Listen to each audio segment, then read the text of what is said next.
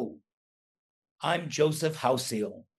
I'm sorry I can't be with you in person to help celebrate Buddhistdoor Global's 30th anniversary, but I'm very grateful to have been with Buddhistdoor Global for 10 years as a monthly columnist.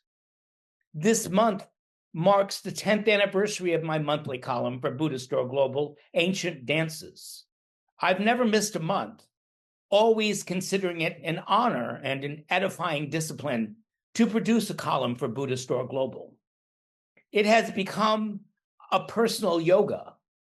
Through these 120 monthly essays over a decade, my column has attracted a steady international readership. This is not because all the readers are dancers, although there are a solid number of dancers who read my pieces. It's because people enjoy good writings about things that they do not know or never had a chance to explore. I was a contributor to Ballet Review in New York for 34 years. It featured excellent writers. Many subscribers did so because the writing was good. Whether or not they had a passion for the dance, they had a desire for good writing. A fine arts journal in classic B5 size, Ballet Review ceased publishing after 55 years in 2020. Those 35 years of quarterly accumulation contain some of my best writing. I have a similar good fortune with Buddhistdoor Global. Like with Ballet Review, I have a very good editor. I'm a team player. I bring the best I've got and allow it to speak a language of shared values. Journalism is a perilous enterprise, and I admire the editorial and production teams at Buddhistdoor Global for continuing to bring forth good writing, provocative topics, and intelligent perspectives. I'm grateful for the platform to advocate for endangered ancient dances and movement forms in the healing, meditation, and martial arts. Buddhist practices uphold much ancient knowledge. Buddhist dances are repositories of knowledge. I view my professional life working with dancers from all parts of the world as a kind of social contract. Because I am afforded the opportunity to work in a way not open to most, I have a responsibility to share my experiences, discoveries, and research with others as much as to assist the practitioners with whom I work. I'm here to uphold the art of dance and the community of dancers, as well as the practice of exploration and the community of explorers. Writing is a basic way I share my work and experiences, but in fact, it is as an artist that I experience most things, and it is my dance-based skills in producing, directing, rehearsing, and documenting that makes me useful to practitioners of ancient dances who negotiate their own continuity as a way of life, a constant realignment with tradition and modernity as generations pass and generational knowledge reveals its repositories for a role in future generations or not. Writing facilitates my usefulness as a dance professional. In my earliest encounters with Tantric Buddhism, I was struck by the initiatory story of Guru Rinpoche subduing malevolent energies with a dance at Samye Monastery, thereby establishing Tantric Buddhism in Tibet in the 8th century. I wondered ardently for years, why did Guru Rinpoche use dance as the first act of Tantric Buddhism in Tibet? I asked many people, lamas, dancers, scholars. Finally, the Je Khenpo, patriarch of Buddhism in Bhutan, answered plainly to me, because people like dancing. I agree. My column for Buddhistdoor Global treats the subject of dance in its broadest sense, and people like dance. Dance draws people in and demonstrates an order beyond mundane reality, beyond words, a whole body response and engagement.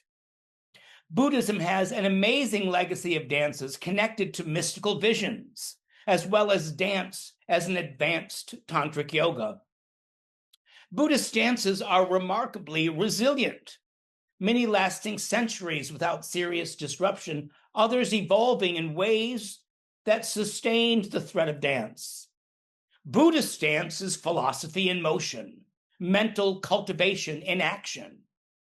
My writing intends to invite people to see and know more about dance, connect it to their own lives, and be welcomed as they encounter new ideas and expressions in form. Buddhist dance is embodied metaphysical cosmology and can be viewed in many different ways. I like to bring the practicalities of dance and dancers into the story.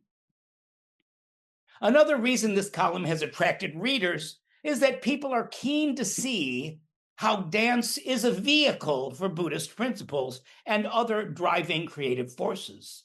We have witnessed over more than 2,000 years that dance succeeds in its malleability. Dance, this performed and embodied alchemy of person, being, shape, and inner disposition, exhibits endless variation, each exemplary and usually deeply human in endeavor.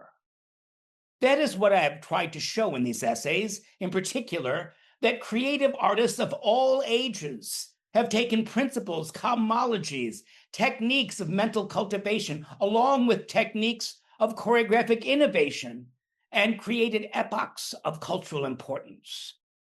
Driven by an essential intention toward the truth of danced expression of a transformed state of mind, ancient sacred dances reveal characteristics not found elsewhere. This is how Guru Rinpoche established a radically empowered dance, Cham, as a central characteristic of Tibetan Buddhism in the 8th century, and also how the recently deceased avant-garde theater director, the visionary Robert Wilson, transformed what opera, dance, and theater could be in a tapestry of art forms, each reinvigorated by an Eastern principle, often robed and adorned in light. Robert Wilson explained his aesthetic approach when producing a museum show of Chinese imperial masterpieces. He said, "In order to see this work, we need to empty our heads, get the daily life and activities out of our minds so that we can focus on something else." John Cage had a great influence on my thinking. He was one of the Western people that brought us closer to Eastern ideas.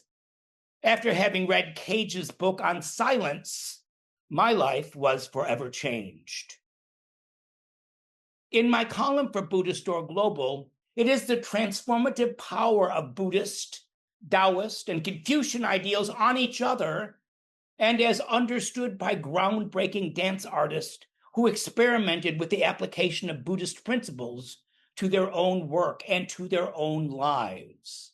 Anthony Tudor, one of the greatest ballet choreographers of the 20th century, lived as a practicing Zen Buddhist all his life, dying where he lived at the First Zen Institute of America in New York, the Buddhist community to which he belonged. His epoch-making ballet, Jardin aux Lilas, the Lilac Garden, was the world's first Zen ballet by design. Maud Lloyd Gosling, the South African ballerina who debuted the lead role in this ballet, described her artistic goal as expressing the Zen of unspoken heartbreak.